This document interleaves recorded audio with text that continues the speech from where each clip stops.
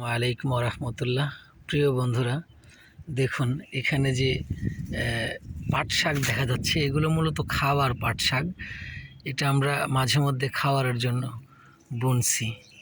এটা আমাদের নিজস্ব তৈরি চাষের মাধ্যমে বেশ কিছু জায়গায় আমরা এটা করে রাখি। আরেকটু বড় হলে আমরা এটাকে খাওয়া শুরু করবো ইনশাল্লাহ। পাট শাক দেখে বুঝতে পারতেছেন আশা করি। এটা পুঁই শাক, এটাও আরেকটু বড় হলে আমরা খাওয়া শুরু করব।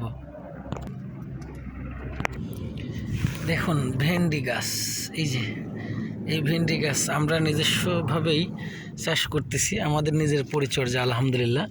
এই যে টমেটো ধরেছে দেখেন, এটা হলো ভেন্ডি গাছ। আমরা ভেন্ডি ধরলে এটা থেকে খাওয়া শুরু করবো ইনশাল্লাহ। অনেকখানি জায়গা আমরা এইভাবে করছি। ভেন্ডি গাছ দেখা যায়, দেখুন স্পষ্ট ভেন্ডি গাছ। হ্যাঁ দেখুন বন্ধুরা, মাশাআল্লাহ মরিচ গাছ, এটাও কিন্তু আমরা নিজেরা লাগাইছি। কত সুন্দর মরিচ ধরেছে দেখুন, আমরা এখান থেকে তুলে তুলে কিন্তু খাই।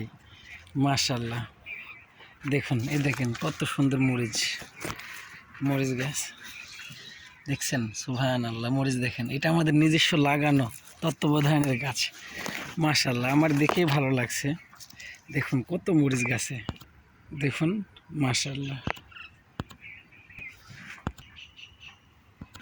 আবার লাল শাক দেখা যাচ্ছে দেখুন, এটাও কিন্তু আমাদের নিজস্ব হাতে তৈরি আলহামদুলিল্লাহ।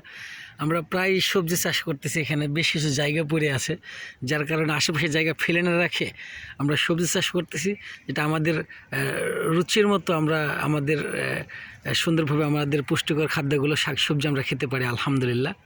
মাশাআল্লাহ দেখুন বন্ধুরা, বেগুন, এটা কিন্তু আমাদের নিজের পরিচর্যা আলহামদুলিল্লাহ। বেগুন গাছ দেখে ভালো লাগছে। সাদা বেগুনের গাছ, এটাও আমাদের হাতের পরিচর্যা আলহামদুলিল্লাহ। এই যে সাদা বেগুন, এই যে পাতাকপি, এটাও আমাদের হাতের পরিচর্যা আলহামদুলিল্লাহ। আমরা এখানে এটা করে থাকি। আমরা বিভিন্ন খালি জায়গাগুলো সব, এই যে বেগুন দেখা যায়, আমরা পড়ে থাকা জায়গাগুলো এখানে চাষ করি এই জন্যই, যাতে আমাদের নিজের মতো করে আমরা নিজেরা কিছু খেতে পারি আলহামদুলিল্লাহ।